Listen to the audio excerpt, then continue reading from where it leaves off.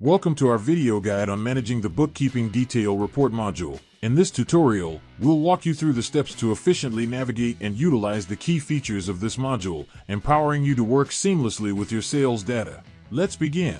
After installing the module, head over to the Reports and Bookkeeping Detail Report tabs. Explore sales data presented in a table format with columns such as date, order no, net, zero, VAT, gross sale, shipping, insurance, and banking.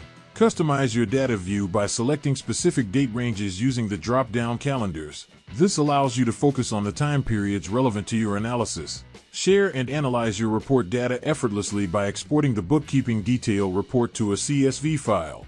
Click the Export button to streamline the integration of your sales data into other applications. Now, you can navigate through your sales data, customize views, and export reports for further analysis. Utilize these tools to enhance your bookkeeping process and gain valuable insights into your business transactions.